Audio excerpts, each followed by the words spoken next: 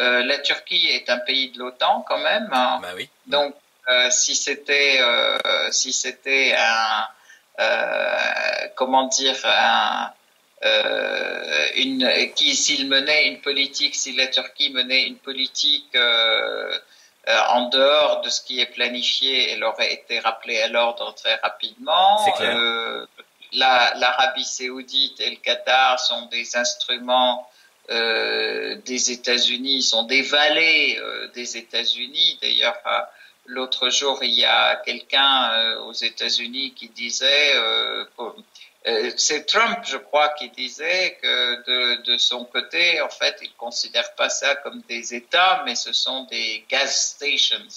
En fait, ce Oui. sont des stations de fuel, pour les États-Unis. Donc, en fait, s'ils menaient une politique avec laquelle ces pays ne sont pas d'accord, ils auraient très vite fait de dire bon, écoutez, vous arrêtez et puis basta, et c'est arrêté immédiatement. Donc ne soyons pas simples, enfin ne soyons pas naïfs, je veux Oui. dire. Et puis constatons les choses, donnons aux événements le poids qu'ils méritent et le sens qu'ils ont réellement, et appelons un chat un chat.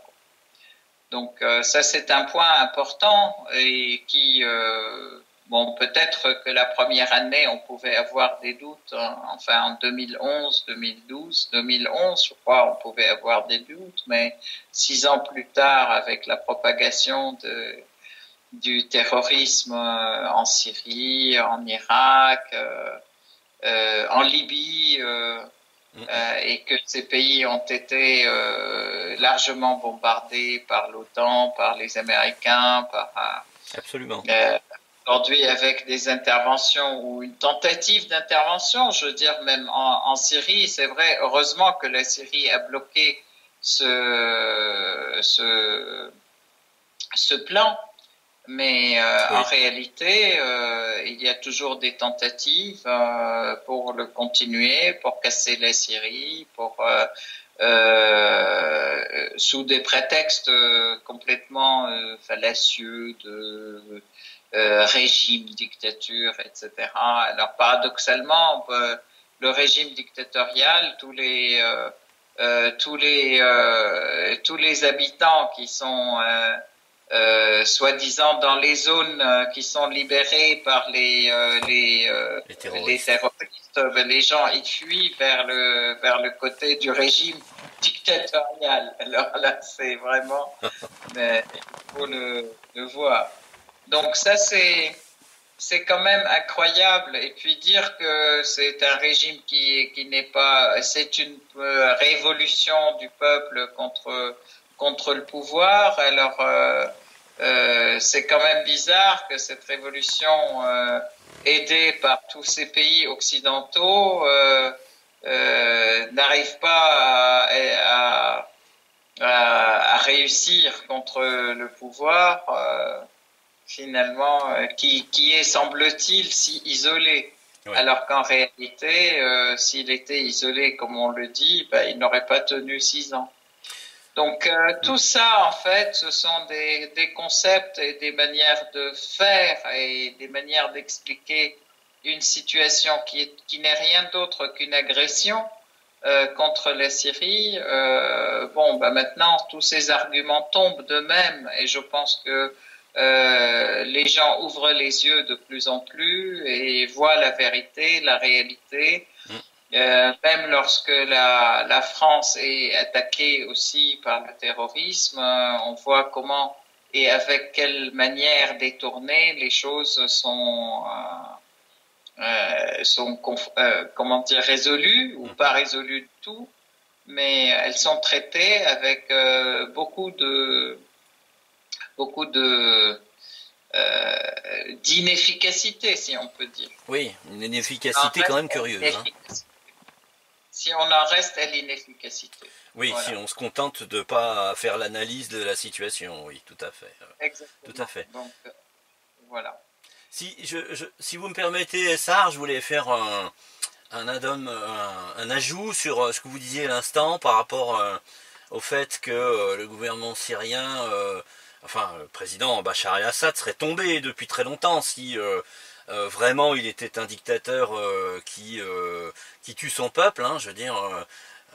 L'argument est tout à fait imparable, c'est celui de dire, compte tenu du fait que l'armée syrienne a une part de professionnalisme et puis surtout une part très importante de conscription, qui veut dire que, en clair, une grande partie de l'armée qui se bat aujourd'hui, ce sont des civils qui ont rejoint l'armée parce que la Syrie est en guerre. Donc ça veut dire que c'est des civils qui normalement, si on en croit les messages de propagande de l'Occident, seraient en train de tuer leur propre famille, ou en tout cas les amis de leur famille. Donc ça tient pas. Hein. On peut faire ça à des mercenaires d'un autre pays qui connaissent pas les gens sur qui ils vont tirer, mais on ne peut pas imaginer un instant très longtemps que des soldats du pays où ils se battent soient à même de tirer sur d'autres civils que ce qu'ils étaient eux-mêmes auparavant, peut-être quelques semaines ou quelques mois auparavant. Et c'est ce qui fait dire d'ailleurs à Bachar el-Assad que cette guerre n'est pas une guerre civile, c'est une guerre mondiale. C'est-à-dire que les grandes puissances de cette planète, avec leurs alliés ou leurs laquais, suivant lequel côté on se trouve, ont décidé de se battre en fait sur le territoire syrien en utilisant comme proxy les terroristes. Tout à fait, tout à fait. En fait, bon, deux petites précisions. Je pense effectivement l'armée syrienne est une armée de conscription, donc on peut pas dire que c'est une armée ni alaouite, ni chiite, ni je sais pas quoi, ni je sais pas quoi. C'est l'armée du peuple, c'est toutes les personnes qui atteignent l'âge du service militaire font leur service militaire et puis ils restent selon les besoins. Donc c'est tout le peuple et donc c'est une image du peuple et en plus comme la majorité en Syrie est une majorité sunnite, donc l'armée est en majorité sunnite aussi.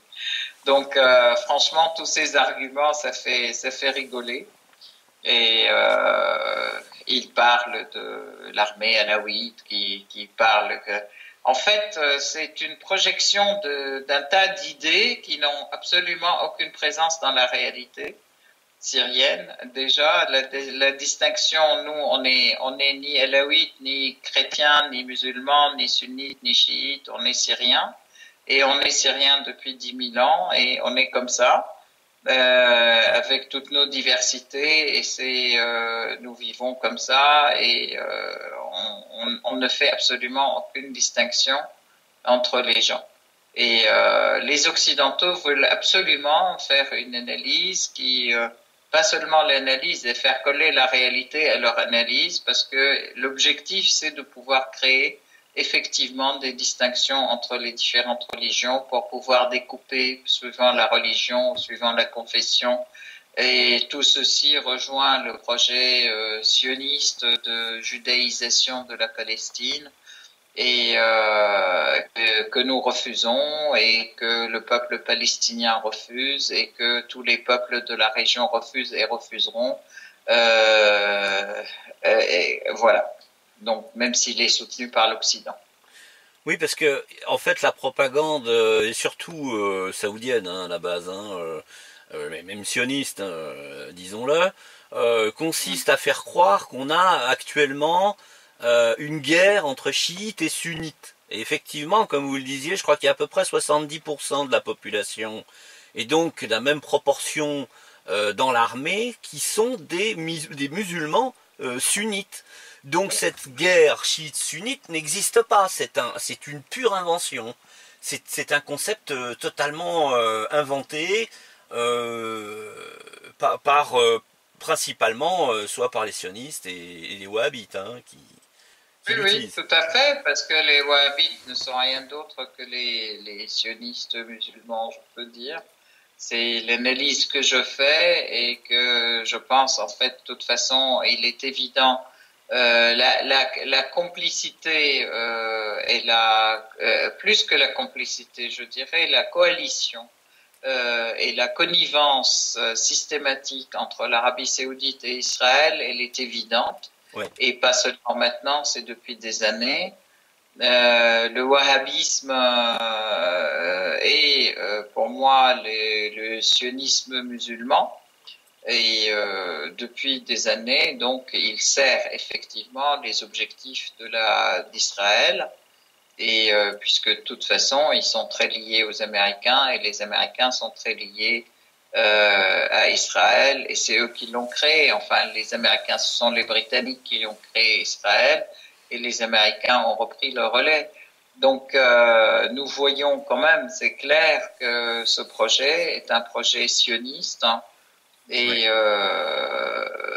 en fait, créer des guerres de religion dans la région correspond tout à fait au projet des sionistes hein, ou du sionisme dans la région, qui est de partitionner, de créer un tas d'États basés sur des sectes, sur des religions, pour justifier la judaïté de l'État d'Israël et judaïser la Palestine et enlever toute l'essence de la Palestine à la Palestine, en fait, par cette judaïsation. Ça vise une extension du territoire d'Israël aussi, aux dépens de ses voisins directs, hein, quels qu'ils soient. Hein. Tout à fait, absolument. Je suis entièrement d'accord, parce qu'il y a quand même un projet expansionniste israélien, sioniste, qui ne dit pas son nom, mais qui le fait dans la réalité, puisque dans la réalité, ils sont toujours en train de grignoter les territoires palestiniens, ils sont en train de grignoter des territoires à droite, à gauche, etc. Ça, c'est un point. Un deuxième point, d'ailleurs, le seul pays au monde qui n'a pas de frontières, c'est Israël. Vous prenez une carte, il n'y a jamais de frontières israéliennes. C'est un pays aux frontières dynamiques. Hein. Oui. Selon les grignotages qu'ils font. Donc, et puis, il est certain que le projet sioniste ou le projet israélien lui-même, c'est exprimé par le drapeau d'ailleurs entre les deux rivières, c'est l'Euphrate et le Nil. Hein, Absolument. C'est un point très clair. Donc en fait, et tout le monde le dit. Tous les pays occidentaux et ça a été d'ailleurs flagrant dans la campagne des candidats à la présidentielle américains.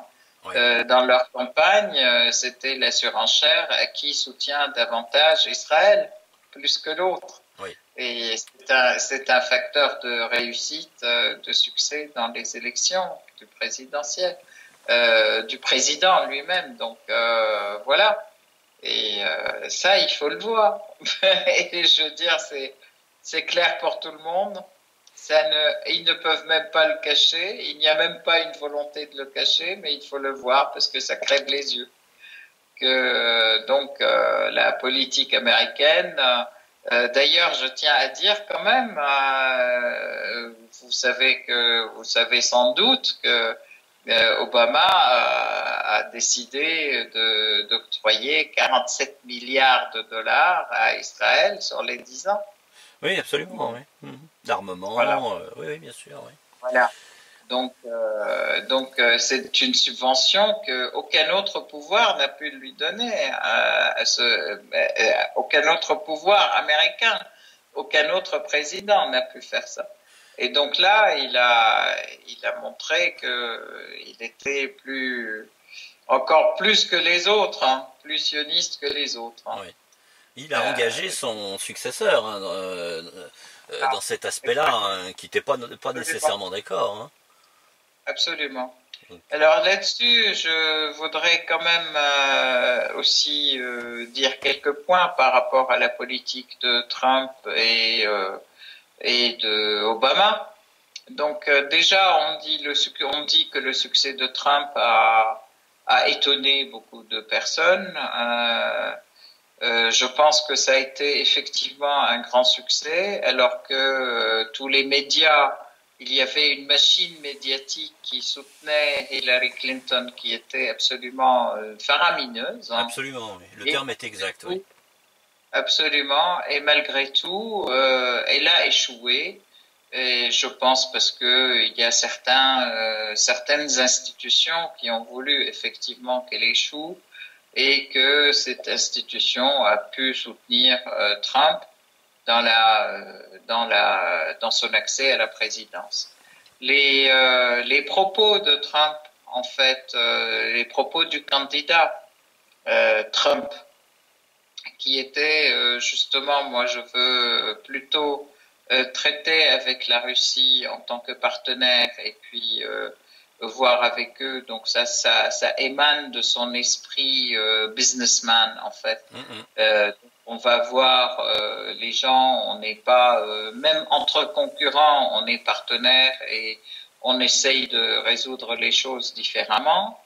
Dans le cadre de contrats gagnant-gagnant. Donc ça, c'était un aspect très positif dont on se félicitait, je peux dire, et on se félicite que par rapport au terrorisme, c'est une priorité de combattre le terrorisme et pas du tout combattre l'État syrien, puisque l'État syrien se bat contre les terroristes, donc on est plus du même côté. Mais ça, c'est un point qui était aussi très important. Et puis, à la limite, même si on est contre le président syrien, ben, c'est quand même pas principal. Ce qui est principal, c'est de combattre Daesh, de lutter contre les terroristes et puis les mettre en échec.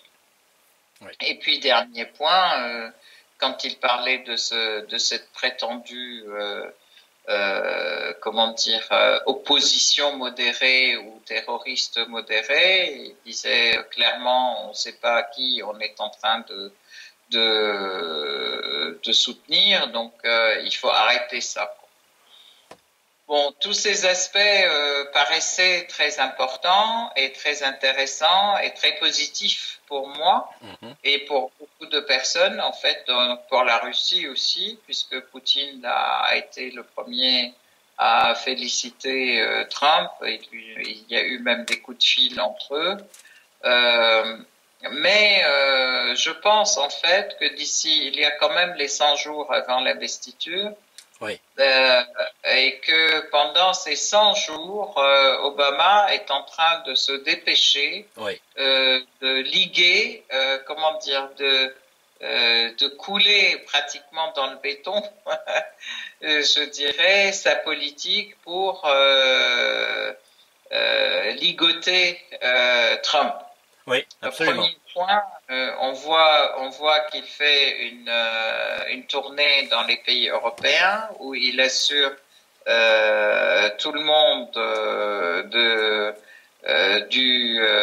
du soutien des États-Unis à l'OTAN, alors que Trump avait dit le contraire. Ça, c'est un premier point qui est très important. On voit que même en Allemagne, il dit que l'OTAN est quelque chose de très important pour les États-Unis, qu'ils continueront à soutenir, etc. Alors que Trump était parti pour sortir de l'OTAN et dire que de toute façon, les pays européens qui veulent rester à l'OTAN, ils n'ont qu'à se soutenir eux-mêmes et nous, on n'a pas à les soutenir. À se défendre eux-mêmes, en fait, à la limite, et nous, on n'a pas à les défendre. Ça, c'est un point. Le deuxième point, Obama s'est dépêché de faire livrer aux terroristes des armes très importantes aussi, pour une belle somme d'armement. Donc, pendant cette période, on va observer une accentuation et une montée en puissance, je pourrais dire, des opérations terroristes dans la région, donc notamment en Syrie. On s'y attend, puisque les livraisons ont été décidées et elles arrivent. Essar, si vous me permettez une parenthèse, et vous l'avez déjà évoqué au moins 2 fois dans les 6 traites précédents, et qui confirme effectivement ce que vous êtes en train de dire, c'est que Obama est en train de prendre sur la présidence de Trump des décisions qui ne lui appartiennent pas, mais il est en train de mettre quelque chose de très inquiétant, très dangereux en place avant l'investiture de Donald Trump. Et aussi, et on le voit en particulier, bon, on le voit en Syrie naturellement, hein, mais on le voit aussi dans le Donbass, puisque on constate ces dernières semaines, très particulièrement, une augmentation absolument ahurissante des bombardements sur les zones civiles, hein, et finalement l'augmentation de ces bombardements est concomitante à l'augmentation des opérations terroristes en Syrie, hein. Exact, donc on a un parallèle absolument étonnant entre les deux, et c'est la manifestation, à mon avis, de la décision d'Obama de précipiter probablement une guerre régionale avant que Trump, voire même mondiale, hein, avant que Trump ne soit assis dans le bureau ovale. Hein. Donc ça confirme, enfin je veux dire, j'abonde complètement dans votre sens. Hein. Oui, oui, oui. C'est intéressant d'ailleurs de le souligner parce que les deux pays, les deux sont très liés, l'Ukraine et la Syrie, par rapport à la Russie en fait, et par rapport à cette politique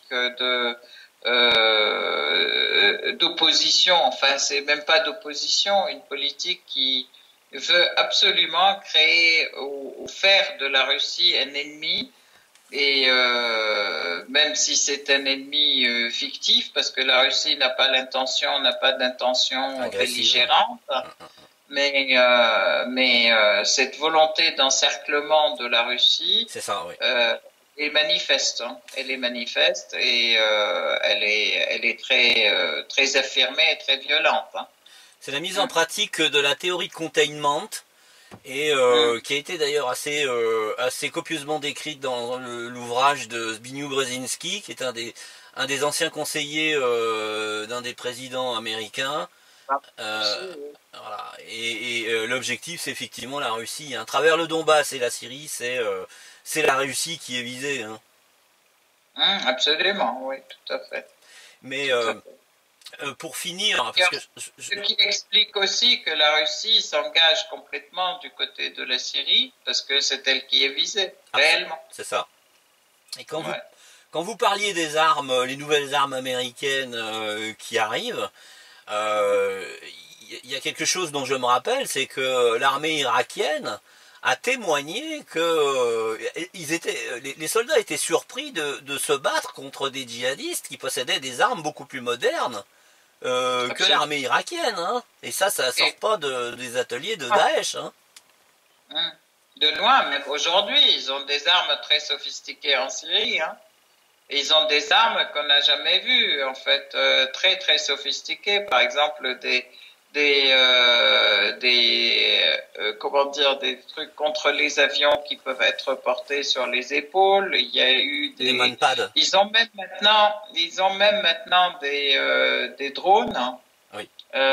Puisque l'armée syrienne a fait tomber 14 drones du côté de Deraa la semaine dernière, qui appartenaient donc aux terroristes, hein. On peut supposer que c'est Israël qui les a fournis, d'ailleurs. Bien sûr, oui, parce que de toute façon, la connivence d'Israël avec la Al-Nusra dans le sud, elle est évidente. Je tiens à rappeler quand même qu'il y a eu aussi, la semaine dernière, 2 bombardements israéliens sur des positions syriennes, hein. Voilà. Et qui ont détruit des canons syriens et des postes frontières. Et qui prend position, enfin ça date depuis déjà quelques mois, qui a pris position sur les hauteurs de Quneitra, en dépassant la zone, la toute petite zone qui sépare le territoire syrien du Golan occupé par les Israéliens, le Golan syrien, hein, parce que vous citiez tout à l'heure les Palestiniens comme étant victimes du sionisme, et vous avez raison de l'évoquer. Mais il faut aussi souligner que le territoire syrien est amputé du Golan, que le absolument. gouvernement israélien actuellement refuse catégoriquement de rendre, alors que l'ONU a depuis toujours considéré que c'était une occupation illégale. Et donc non seulement Israël occupe le Golan, mais en plus s'octroie de rechef le droit d'installer je dirais de l'artillerie, des blindés sur le territoire syrien. Il ne s'agit pas du Golan, hein, il s'agit du territoire syrien Exactement. euh, Exactement. souverain. Et que, Voilà. et que, en fait, les forces de Lundov qui étaient les forces de séparation, elles ont été kidnappées par Al-Nosra et que personne n'a rien dit. D'ailleurs, l'ONU non plus Ouais. n'a même pas pipé mot. Alors que ce sont ces forces qui ont été kidnappées, qui ont disparu dans la nature, qu'on a revues en Jordanie, etc. Et maintenant, il faut qu'ils vont revenir en Syrie, mais alors justement sur le territoire syrien, et non pas, comme vous disiez, pas du tout sur la frontière israélienne. Ouais. Et je tiens à rappeler, et merci de le rappeler aussi, le Golan est un territoire syrien qui a fait l'objet de plusieurs décisions de l'ONU aussi. L'occupation israélienne est une occupation illégale. Il y a plusieurs décisions de l'ONU en fait qui obligent Israël à quitter le Golan et qui ne le fait pas en toute impunité toujours, et puis que personne n'en parle non plus. Donc c'est toujours cette complicité évidente avec Israël qui fait que Israël agresse tout le monde en toute impunité. Là, je tiens aussi à faire quand même à dire, même si ce n'est pas le sujet, c'est tous les jours, il y a des militants palestiniens, des gens du peuple palestinien qui sont tués, agressés, qui sont torturés, qui sont et maintenant même l'armée israélienne tire sur tout ce qui bouge hein, dans les territoires occupés en toute impunité. En toute impunité, personne n'en parle, personne n'évoque ça, comme si c'était pas des êtres humains en fait. C'est Y, toujours ces deux poids deux mesures. y compris des civils syriens qui habitent le Golan et qui sont emprisonnés parce qu'ils s'opposent à la présence illégale, encore une fois, hein, de l'armée israélienne. Hein. Tout à fait, tout à fait, tout à fait. Donc voilà. Essar, je voulais qu'on revienne sur le nord de la Syrie, en particulier concernant la présence de l'armée turque, et plus Exact. particulièrement de l'action on peut appeler ça des mercenaires de l'armée turque, hein, qui sont les terroristes de, entre guillemets, l'ASL, hein, qui lui sert de prétexte pour intervenir en Syrie. On a eu tout dernièrement, il faut le dénoncer haut et fort, l'utilisation par les terroristes d'obus chimiques à base de chlorine. Et donc les terroristes qui sont les mercenaires de fait de l'armée turque auraient utilisé ces armes chimiques. Alors évidemment, comme par hasard, comme on le constate depuis quelques mois, l'ONU est absolument silencieuse quand il s'agit d'obus chimiques que l'armée russe a confirmé par une analyse chimique de ses experts. L'ONU a répondu par un silence assourdissant, j'allais dire, à ces attaques chimiques qui, s'ils avaient été fomentées même supposément fomentées par le gouvernement syrien, auraient suffi à lever une telle bouclier qu'on aurait probablement, on serait probablement très proche d'une intervention militaire. Hein. Tout à fait. En fait, vous faites bien d'en parler. Plusieurs attaques chimiques ont eu lieu en fait à Alep-Est, sur les quartiers de Bab el-Neirab, sur d'autres quartiers, nombreuses personnes ont été atteintes. il y a eu des morts et il y a eu des morts intoxiquées et puis des personnes qui sont gravement et des formes d'étouffement, etc. Ces obus, effectivement, des obus chargés de chlore qui ont été balancés sur ces quartiers. Et les prélèvements russes ont eu lieu, qui ont démontré tout à fait ce fait. Il y a eu aussi des images satellites qui montraient qui tirait. Et pendant ce temps, qu'est-ce qu'on voit? On voit que, en fait, on continue à attaquer la Syrie et on accuse la Syrie d'avoir attaqué la population avec les armes chimiques. Et en fait, on demande la prolongation de la durée de la commission d'enquête là qui a eu lieu au Conseil de sécurité. Oui. On continue à faire croire que c'est la Syrie qui est coupable d'utilisation des armes chimiques contre la population, alors que c'est un mensonge éhonté. De tous les côtés d'ailleurs, dès le premier c'est la Syrie qui avait eu lieu, la première attaque chimique qui avait eu lieu à Khan al-Assal en 2013. En mars 2013, c'était donc les terroristes qui l'ont utilisé et c'est l'État syrien avait demandé à ce qu'il y ait une commission d'enquête de l'ONU qui vienne sur place. Cette commission n'a jamais eu lieu et ils ont enfin réussi à arriver en août 2013. Oui, mais comme et par le hasard. jour de l'arrivée de cette commission en Syrie, mais il y a eu une attaque à Douma, du côté de Douma, qui est le quartier occupé par les terroristes depuis, à l'époque déjà, ça faisait déjà 2 ans qu'ils occupaient ce terrain. Oui.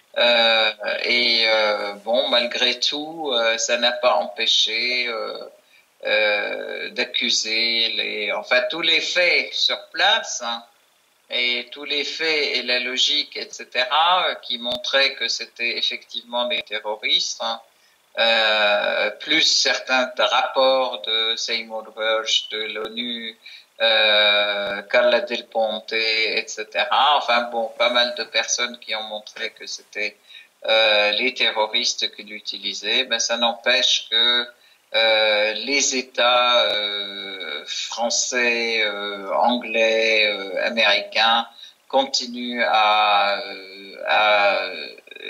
attaquer en disant c'est l'État syrien qui a utilisé le chimique contre son peuple et c'est une ligne rouge, etc. L'objectif c'était de vouloir attaquer la Syrie et, militairement. Oui. Suite à ça, et en fait, les preuves ont été complètement l'inverse. Hein. Et puis c'est surtout la présence et le veto encore une fois et la présence russe qui a fait que cette attaque n'a pas eu lieu. Je tiens à dire quand même que les États occidentaux, voire même l'État américain, ils sont quand même champions dans les mensonges. Et il faut quand même qu'on se rappelle, l'invasion de l'Irak a eu lieu sur un fait complètement mensonger, que Blair a eu le culot de dire récemment, après avoir tué 1,5 million d'Irakiens, après avoir détruit complètement le pays qui était sorti du sous-développement, ils l'ont transformé en terre labourée. Il dit effectivement on avait tort, il n'y avait pas d'armes de destruction massive en Irak et puis on n'aurait pas dû le faire, c'était une erreur. Donc voilà, et c'est le culot des pays occidentaux ou des pays impérialistes, quand ils veulent s'en prendre à n'importe quel pays, ils n'ont pas besoin d'une logique et d'une vérité, ils inventent des mensonges et sur lesquels sur la base desquelles ils attaquent. En fait, ils n'en ont rien à faire, à la fois de leur population et de la population mondiale. Oui. D'ailleurs, si vous me permettez, Essar, je voulais focaliser sur ce que vous disiez à propos de, de, de, de, de l'attaque chimique à la Ghouta de l'Est, donc à Douma, hein, qui avait fait des victimes civiles, en particulier des enfants qui avaient été reconnus par des familles syriennes du gouvernement de l'attaqué, du gouvernorat de l'attaqué, qui avaient reconnu leurs enfants qui avaient été enlevés par les terroristes à l'époque où les terroristes étaient encore présents dans le nord du gouvernorat. Donc il y a eu en fait cette attaque chimique qui avait été organisée depuis un long moment. Ils avaient eu l'extrême cynisme, le machiavélisme criminel d'enlever des enfants dans le gouvernorat de l'attaqué pour en faire des victimes d'attaques chimiques à la Ghouta de l'Est, hein, qui c'est pas du tout c'est pas du tout le même secteur de la Syrie. Et je voulais dire que, comme vous disiez que c'était la population mondiale qui était exposée à cette situation-là, il a fallu quand même que le Massachusetts Institute of Technology fasse une enquête extrêmement poussée pour déterminer, suivant la qualité des projectiles, la distance de tir, etc. Il y avait tout un tas d'éléments, évidemment, que des ingénieurs ou des scientifiques pouvaient faire valoir, qui avaient démontré, par A plus B, à aucun moment, le gouvernement syrien ne pouvait être responsable de ce massacre. Et que le missile chimique était parti des zones terroristes. Donc c'était bien un false flag, mais comme je vous le disais juste à l'instant, et vous avez raison de souligner le fait que ça expose la population mondiale de ce fait-là, c'est que on est passé très près de la Troisième Guerre mondiale, au tout début septembre 2013, et il a fallu la détermination absolue des Russes, et en particulier de la flotte russe déjà présente à côté des côtes syriennes, pour empêcher les bâtiments de l'OTAN de tirer une vague de missiles de croisière sur la Syrie. Je me rappelle de ces images où des civils syriens qui pressentaient donc cette attaque avait décidé de se rejoindre sur les lieux supposés, je dirais, ciblés par l'OTAN, par les tirs de missiles. Je me rappelle très bien de ça. Les Syriens étaient prêts à sacrifier leur vie pour empêcher que ces missiles soient tirés contre leur pays. Et c'est la France qui était, c'est pour moi français extrêmement douloureux que de le connaître et de le savoir. C'est François Hollande qui a failli déclencher cette Troisième Guerre mondiale en intervenant sous le nez des forces navales russes à l'époque.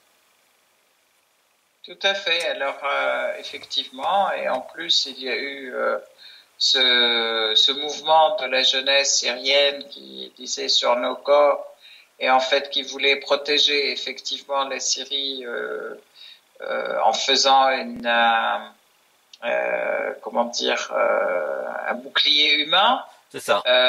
Et c'était volontaire, par contre, cette fois-ci. Mais je tiens à dire effectivement qu'il y a eu un missile qui a été tiré et qui a été paré et qui est tombé dans la Méditerranée.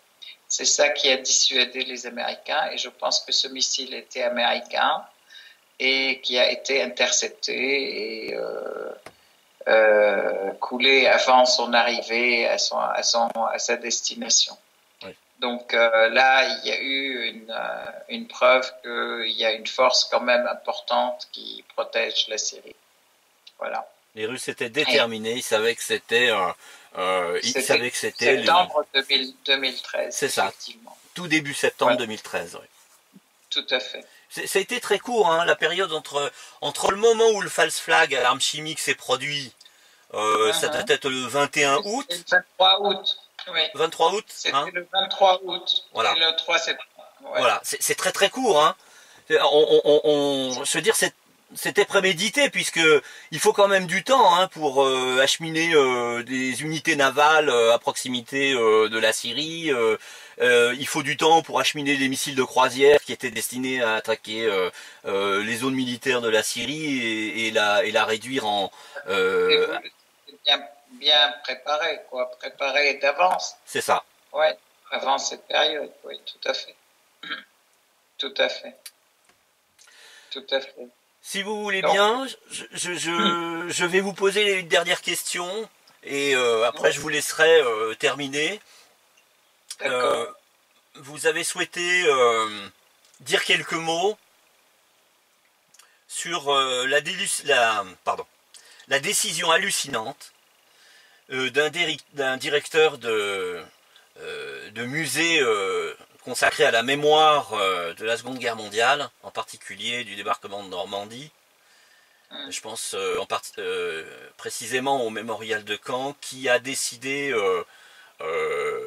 sous l'impulsion d'une curieuse association syrienne qui semble assez proche de l'ASL, hein, la fameuse armée syrienne libre, qui a donc cédé entre guillemets aux pressions de cette association et qui a annulé le colloque qui était prévu le 26 novembre prochain sous prétexte que le colloque était organisé par d'une part l'extrême droite, d'autre part par les militants de Bachar al-Assad. Alors je vais vous laisser la parole et on va voir qu'on est extrêmement loin de ce schéma-là. Hein.